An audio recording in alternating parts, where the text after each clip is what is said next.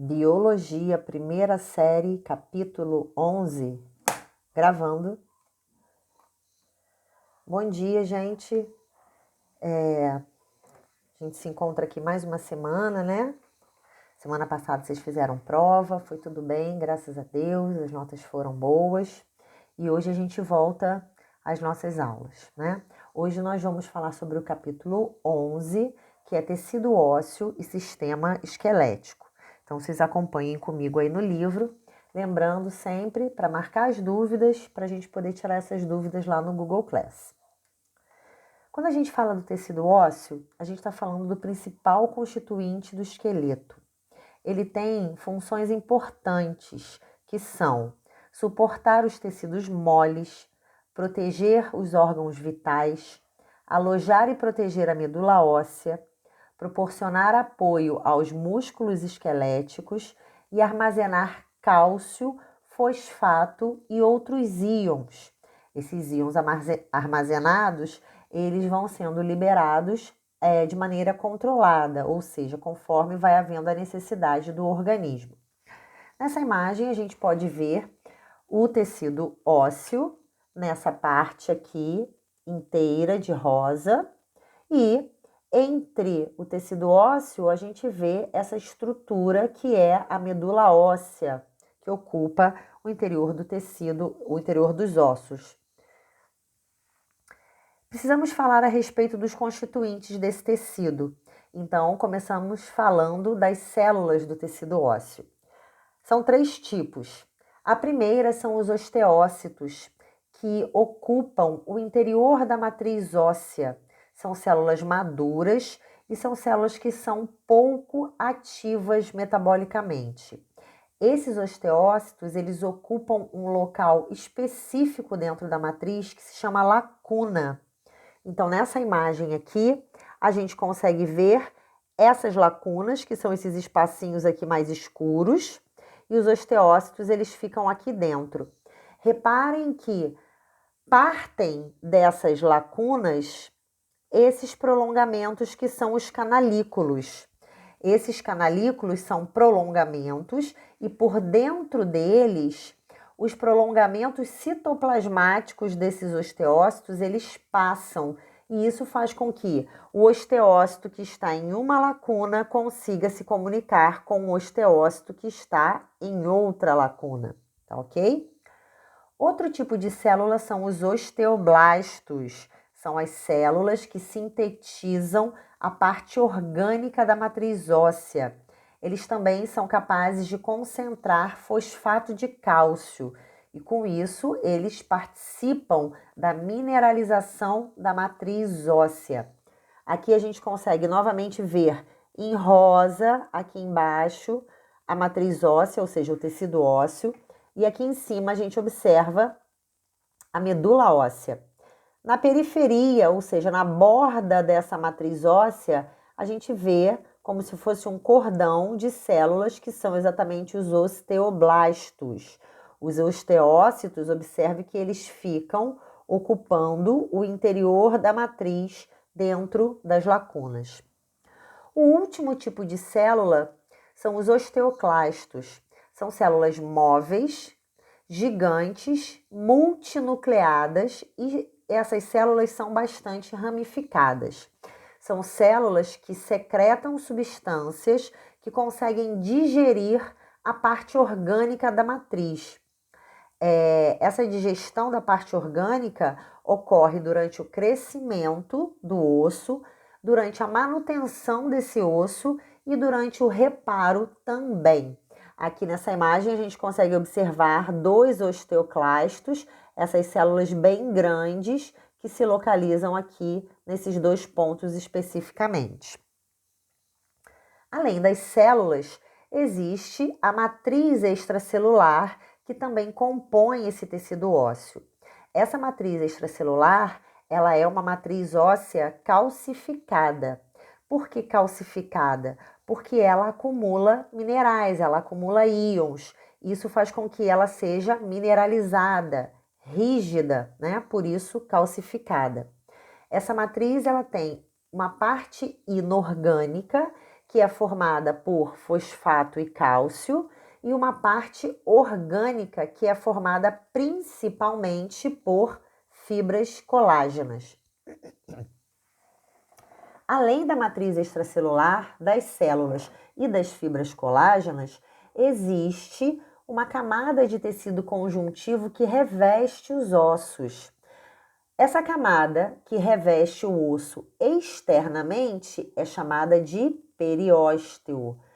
Essa mesma camada, quando reveste o osso internamente, é chamada de endósteo. Essa camada conjuntiva, ela tem algumas funções, como nutrição das células ósseas, oxigenação das células ósseas e fornecimento de novas células ósseas. A partir das células, tanto do periósteo quanto do endósteo, novas células ósseas se diferenciam. Observa aqui nessa imagem que a gente vê externamente essa película aqui bem fininha, que é o periósteo, e internamente, revestindo esse canal central, que é o canal medular, o endósteo. O tecido ósseo, ele também pode ser classificado em dois tipos: tecido ósseo compacto e o tecido ósseo esponjoso. Nessa imagem aqui, a gente consegue observar que a parte de fora, né, a parte mais externa do osso, é formada por tecido ósseo compacto. Ele não apresenta cavidades visíveis. Internamente, a gente observa que esse tecido ósseo, ele é formado por várias cavidades e por isso ele é chamado de tecido ósseo esponjoso. Nessa imagem aqui, a gente consegue ver algumas estruturas bastante importantes do osso. Primeiro, a gente está observando aqui um osso longo, como um fêmur, e as extremidades desse osso, elas são chamadas de epífises. A região central do osso é chamada de diáfise. Quando a gente observa a estrutura do osso internamente, a gente vê que existe esse canal central, que é o canal medular. Ele fica ocupado pela medula óssea. Essa medula óssea, ela é vermelha enquanto o indivíduo ainda é jovem, né? Criança e jovem. E ela tem a função de produzir as células sanguíneas. Quando esse indivíduo se torna adulto, essa medula óssea, ela se torna amarela, porque ela fica, né, ela é ocupada, na verdade, pelo tecido adiposo, por isso ela fica amarela, como a gente observa nessa imagem. Aqui a gente observa que as epífises, elas são formadas por tecido ósseo esponjoso, então a gente vê todas essas cavidades, que são chamadas de trabéculas, tá ok? E a gente observa que a parte mais externa desse osso, ela é formada por tecido ósseo compacto. Esse tecido ósseo compacto, ele é formado pelo sistema aversiano ou ósteon, que representa algumas estruturas juntas. Observa aqui nessa imagem. Os vasos sanguíneos que estão presentes tanto no periósteo, externamente, quanto no endósteo, internamente, eles penetram no tecido ósseo e eles formam canais pelo tecido ósseo. Ao redor desses canais, a matriz óssea se organiza, então ela forma camadas circundando esses canais por onde passam vasos sanguíneos. Essa estrutura das camadas de tecido ósseo e desse canal central é chamada de ósteon ou sistema aversiano. Esse canal central é chamado de canal de Aversian, tá? Então, o canal de Avers é circundado pela matriz óssea e essa estrutura toda é chamada de ósteon. Aqui na matriz óssea que circunda esse canal de Avers, existem as células ósseas como os osteócitos, os osteoblastos e os osteoclastos. Em relação à formação do tecido ósseo, o início da formação desse tecido acontece entre a 6ª e a 7ª semana de gestação e ele prossegue por toda a vida, durante o crescimento, na fase da infância, né, e da adolescência, e durante a reparação óssea, quando o indivíduo já é adulto. Então, inicialmente, esse tecido ósseo ele é chamado de tecido ósseo primário, e as fibras colágenas desse tecido, elas são irregulares. A matriz extracelular ainda não está totalmente mineralizada. Esse tecido ósseo primário, ele é substituído pelo tecido ósseo secundário. E a diferença é que no secundário, essas fibras colágenas, elas já estão organizadas nesse formato circular ao redor, vamos voltar aqui só para que vocês vejam, nesse formato circular ao redor do canal de Avers. Então, essa organização circular ao redor do canal, que é a organização da matriz extracelular, também é a organização das fibras colágenas no tecido ósseo secundário. Existem 2 processos de formação desse tecido ósseo. O primeiro processo é o processo de ossificação intramembranosa, que ocorre a partir de uma membrana de tecido conjuntivo. Esse processo forma os ossos chatos, que são os ossos do crânio e da mandíbula, por exemplo, tá? O que acontece? Observa aqui nessa imagem que existe uma membrana de tecido conjuntivo, que é essa que a gente está vendo aqui. Algumas células mesenquimais, que são as células que formam essa membrana, elas se diferenciam, como essas que a gente está observando aqui. Elas se diferenciam em osteoblastos, e esses osteoblastos começam a produzir a matriz extracelular. Esse local onde esse tecido ósseo se forma pela primeira vez, ele é chamado de centro de ossificação primária, ok? Então, células da membrana conjuntiva se diferenciam em osteoblastos. Esses osteoblastos produzem a matriz óssea. Aqui a gente também consegue ver, então aqui ao redor nós estamos vendo células de tecido conjuntivo. Aqui esses cordõezinhos periféricos que são os osteoblastos. Repara que tem uma célula bem grandona aqui que é um osteoclasto. E essa região interna é a região da matriz óssea. Observa que dentro da matriz estão os osteócitos ocupando as lacunas. O outro tipo de ossificação é a ossificação endocondral, que acontece sobre um molde de cartilagem hialina, tá bom? Então, o primeiro ocorre sobre uma membrana conjuntiva, o segundo ocorre sobre cartilagem hialina.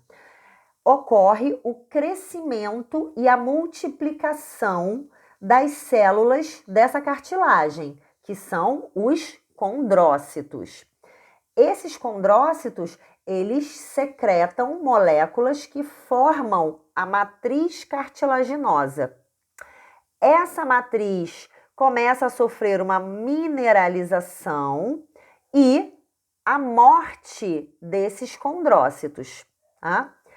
Essas lacunas onde estavam esses condrócitos, elas passam a ser ocupadas por células que são chamadas de células osteogênicas, que são células que se diferenciam e formam os osteoblastos. Esse local onde esses osteoblastos começam a se diferenciar é chamado de centro de ossificação primária. e ele ocorre na diáfise, ou seja, na parte extensa, né, do tecido do osso longo. Depois que esses osteoblastos se formam, eles formam esse centro de ossificação primária e esse tecido ósseo ele vai aumentando de tamanho, porque esses osteoblastos eliminam moléculas que formam a matriz óssea. Então, toda a diáfise passa a ser ocupada por tecido ósseo e, por último, formam os centros de ossificação secundária, que se localizam nas epífises, tá?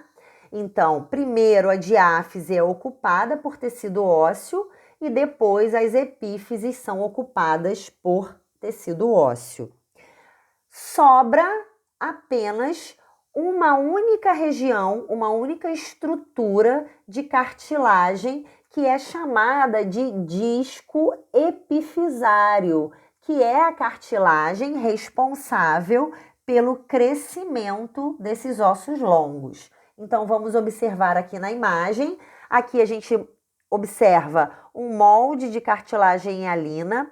A partir desse molde de cartilagem, as células, né, os condrócitos, eles vão morrendo e as lacunas vão sendo ocupadas por osteoblastos. Observa essa região em preto, que é o local onde começa essa diferenciação dos osteoblastos. A partir do momento que esses osteoblastos se diferenciam, eles começam a eliminar as moléculas que vão formar a matriz óssea. Isso acontece primeiro na diáfise, que é essa região central aqui do osso. Então, esse local se chama centro de ossificação primário, que é onde a ossificação inicia. Observa aqui embaixo que essa ossificação ela ocupa toda a diáfise e depois ela parte para as epífises, onde formam-se os centros de ossificação secundários.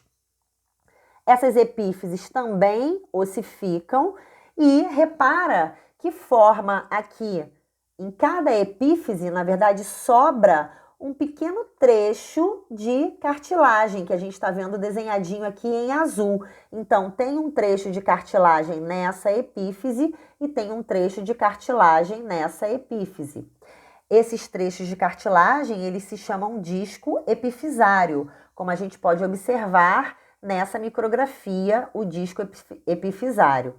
Esse disco epifisário é o responsável pelo crescimento dos ossos longos. Por quê? As células cartilaginosas que se encontram nesse disco epifisário, elas se multiplicam e se diferenciam em células ósseas e vão aumentando o tamanho do osso, tá? Bom, uma outra coisa importante é o controle do cálcio sanguíneo, que está relacionado também com o tecido ósseo. Então, o tecido ósseo, como principal reservatório de cálcio do corpo, ele é capaz de regular a concentração de cálcio no sangue, o que é chamado de calcemia. Quando existem níveis altos de cálcio no sangue, a glândula tireoidea, que é essa que a gente está vendo aqui, ó, grandona, ela secreta o hormônio calcitonina, que acelera a captação de cálcio pelo osso. Então, esse excesso de cálcio no sangue é capturado pelo osso e, obviamente, o nível de cálcio no sangue retoma o seu nível, a sua concentração normal. Quando os níveis de cálcio estão baixos no sangue, as glândulas paratireoideas, que são essas pequenininhas aqui que estão associadas à glândula tireoide, são essas 4 pequenininhas aqui, elas secretam o hormônio paratormônio, que estimula os osteoclastos a degradar a matriz óssea e a liberar esse cálcio que está armazenado na matriz óssea. Então, esse cálcio ele é liberado para o sangue e os baixos níveis de cálcio que ocorriam, eles voltam à sua concentração normal, tá? Depois de a gente ter falado sobre o tecido ósseo, a gente vai falar sobre o sistema esquelético, né? Então, os cordados, né, são os organismos que apresentam um tubo neural dorsal oco, uma cauda pós-anal, fendas faringianas e notocorda. Essa notocorda, ela marca, né, o primeiro eixo de sustentação do embrião e depois ela é substituída pela coluna vertebral. Então, os vertebrados têm um eixo de sustentação corporal calcificado, que é exatamente a coluna vertebral. O sistema esquelético, ele diz respeito à coluna vertebral e todos os outros ossos que compõem o nosso esqueleto. O aparelho locomotor, por sua vez, é o sistema esquelético associado à musculatura. Ambos são responsáveis pela sustentação, proteção e movimentação do corpo. Os ossos, né, eles formam o sistema esquelético junto, né, com as cartilagens e com os ligamentos. Então, o nosso esqueleto ele é composto de 206 ossos que são distribuídos em algumas categorias. Então, eles podem ser longos, como o fêmur, curtos, como o tornozelo, chatos, como as costelas. Eles podem ter a classificação de sesamoide, como a patela, que forma, né, o nosso joelho. E eles podem ter a classificação de irregulares, como as vértebras, ok? Aqui nós temos uma imagem do esqueleto, onde a gente consegue observar os principais ossos que formam o esqueleto humano, né? Então, esses exemplos que nós citamos aqui e vários outros estão representados nessa imagem. A divisão do esqueleto é a seguinte: existe uma parte que é chamada de esqueleto axial, que é formado pela cabeça, pelo tronco e pela caixa torácica. Na cabeça existem os ossos cranianos, que protegem o encéfalo, os ossos faciais, que formam a nossa face, o nosso rosto, e a mandíbula, que é o único osso móvel da cabeça, ok? Ele forma a articulação temporomandibular. No tronco, nós temos os ossos do pescoço e o tronco, né? Que são vértebras, costelas e externo. As vértebras, elas são divididas em 7 cervicais, 12 torácicas, 5 lombares, 5 sacrais e 4 coxígeas, num total de 33 vértebras. Existem alguns problemas posturais, né, que são de 3 tipos: escoliose, cifose e lordose. A escoliose é quando essa coluna ela forma uma curva lateral em S. A cifose é quando há um aumento da curvatura da coluna, né? Então forma aquela estrutura de corcunda. E a lordose, que é o aumento da curvatura lombar. No próximo slide a gente vai ver as imagens. A caixa torácica é formada pelas costelas e pelo externo. Esses ossos protegem o coração e os pulmões. São 12 pares de costelas associadas às vértebras, sendo que as 2 últimas são flutuantes, tá? Vamos ver as imagens. Então, aqui nós conseguimos ver os ossos da cabeça. Então, a gente tem, né, os que formam o crânio, os que formam a face e a mandíbula com a sua articulação. Aqui a gente vê a coluna vertebral, as vértebras cervicais, torácicas, lombares, sacrais e coxígeas. Aqui nós vemos o externo aqui no meio com as costelas, ok? E aqui a gente consegue ver os problemas relacionados à postura, né, da coluna vertebral. Então, a lordose, a cifose, que é essa corcundinha, e a escoliose, né, que deixa, na verdade, um lado mais alto do que o outro. Enquanto que na lordose, a impressão que a gente tem é que a pessoa está com o bumbum arrebitado por conta dessa curvatura que aumenta. Tá legal? Bom, a outra divisão do esqueleto, então falamos da primeira, esqueleto axial. A outra divisão é o esqueleto apendicular, que diz respeito às cinturas articulares e aos membros. Quando a gente fala das cinturas articulares, nós estamos falando da cintura escapular, que é formada pela escápula e pela clavícula. Essa cintura escapular sustenta os membros superiores, os braços, né? E a cintura pélvica, que é formada pelos ossos do quadril, íleo, isquio e pubis. Essa cintura pélvica sustenta os membros inferiores.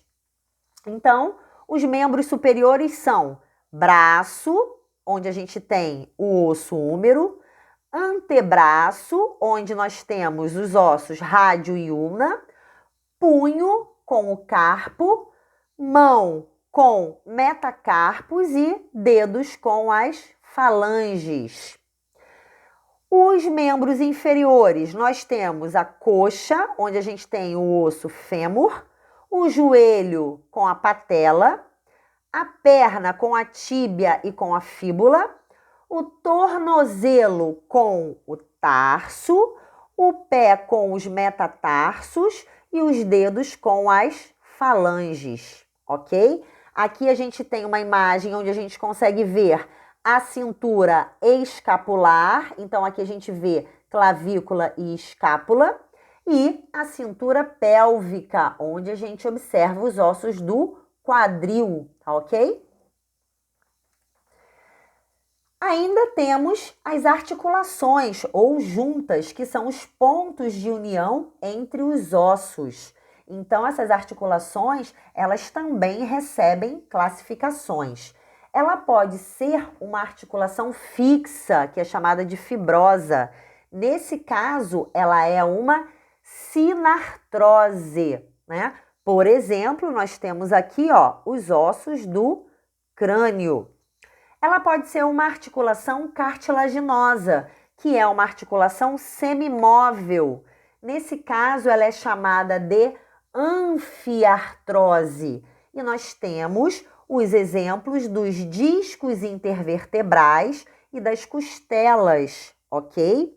Aqui a gente vê também um outro exemplo de uma anfiartrose, essa articulação aqui dos ossos do quadril, tá ok? E quando essa articulação ela é móvel, ela é chamada de diartrose, né? No caso, são as articulações que acumulam um líquido sinovial, elas formam uma cápsula, tá? Então, aqui a gente está vendo, por exemplo, a articulação do joelho, tá ok? Essa partezinha que a gente vê mais protuberante aqui é a patela na articulação aqui do joelho. E por último, a gente precisa falar a respeito das fraturas que ocorrem quando há uma quebra do osso decorrente de algum trauma. Essa fratura ela pode ser incompleta quando esse osso não se rompe totalmente, ou ela pode ser completa quando há um rompimento total do osso. Existe também uma classificação quanto à causa da lesão, ou seja, a causa da fratura. Pode ser simples, quando não afeta outros tecidos, então quando o osso se quebra, mas não afeta outros tecidos e não rompe a pele. Ou pode ser uma fratura exposta quando lesiona outras estruturas, como músculos e como a própria pele, ok? E o reparo dessas fraturas, né? Quando essas fraturas elas são imobilizadas, a recuperação desse osso é mais rápida, porque ele não está se movendo, né? Como é que ocorre esse reparo? O periósteo, que é aquela camadinha conjuntiva que reveste o osso externamente, ele vai ocupar a região afetada. Então, observa aqui na imagem que esse periósteo, ele está representado em azulzinho. Ele ocupa essa região quebrada, que é a região da fratura. Quando ele ocupa essa região, ele forma essa protuberânciazinha que se chama calo ósseo, tá? O calo, ele faz o quê? Ele envolve esses pedacinhos quebrados do osso. Então, os osteoclastos, eles degradam as células mortas que sobraram aqui na fratura e degradam também a matriz, né, que foi rompida, e o coágulo que se formou aqui por conta do rompimento de vasos sanguíneos do periósteo, ok? Então, os osteoclastos degradam. Depois dessa limpeza, digamos assim, que os osteoclastos fazem, os osteoblastos começam a sintetizar uma nova matriz. Então, a gente vê aqui que começa a formação de tecido ósseo por ação dos osteoblastos que começam a sintetizar essa matriz, tá? Então, começa em alguns pontos, esse tecido ósseo ele vai sendo, né, ampliado, né, vai aumentando a sua produção até que aquela fratura esteja totalmente reparada. Ok, pessoal? Essa aula foi um pouquinho mais longa, demoramos mais um pouco, mas terminamos, tá ok? Então, vocês sabem que as orientações para vocês, elas estão no nosso roteiro de estudos, lá no Google Class. E vocês sabem que também eu estou disponível no nosso horário de aula para que vocês tirem as dúvidas e estou disponível em qualquer horário para que vocês me mandem um e-mail para o e-mail que vocês têm, né? E caso alguém não tenha, também está descrito lá no nosso roteiro de estudo, tá bom? É isso, gente. Fiquem com Deus, estudem, se cuidem, não desanimem, porque se Deus quiser, está passando esse nosso período de quarentena e em breve a gente se encontra. Beijo no coração.